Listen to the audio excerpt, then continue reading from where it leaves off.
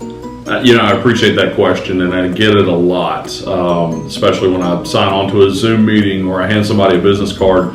For the first time, they often ask, what's all this alphabet soup behind your name mean? And there are several designations. It's taken 20 plus years to accumulate these, so it's not an overnight body of work, but I do have several. The first is the CPWA, that stands for Certified Private Wealth Advisor. I obtained this through the Chicago Booth School of Business, and it's a designation targeted more towards business owners, successful families who are looking to make intelligent decisions with business continuity planning, estate planning, wealth management, generational planning, things of that nature. The next designation is the CFP, which I obtained through Duke University over in Durham.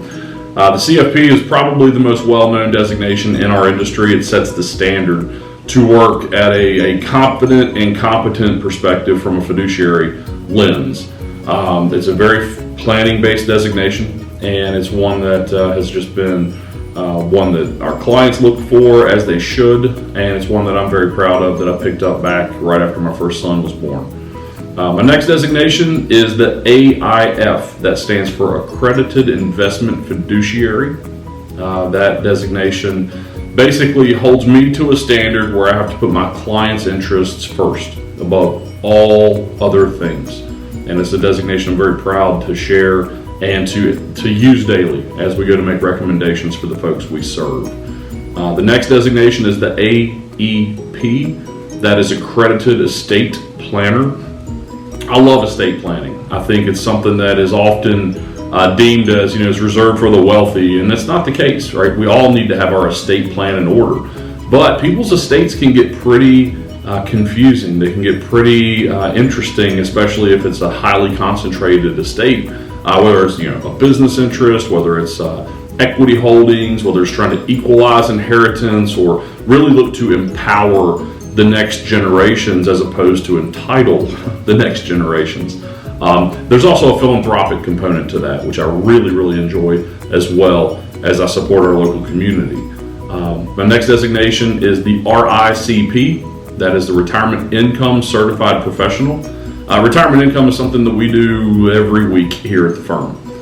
So helping people think through their different sources of income, the correct times and ways to take those, how to decumulate assets that we've saved over the years, how and when to take Social Security, how does all these things really impact a surviving spouse potentially, how do we take taxes into consideration. All of these things matter because the world's constantly changing.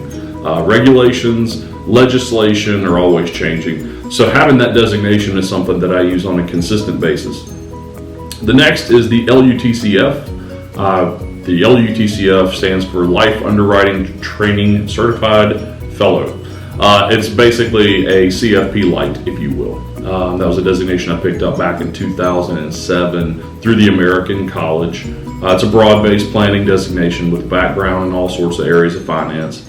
And my very first designation was the CLTC. When I moved to Raleigh in 2002, I did a lot of work in the long-term care space. So I wanted to go out and work to basically solidify myself as an expert and a specialist in long-term care back then, which we still help people all the time with that. But it really helped me understand all of the ins and outs with long-term care planning, with Medicare, Medicaid, and private pay situations. So anyways, there are several designations, and I have a few more that I'm looking to look at adding over the next couple of years. But I feel like continuing education is a big part of what gets me excited. It keeps me fueled, keeps me educated, and it also allows me to serve my clients at a very high level.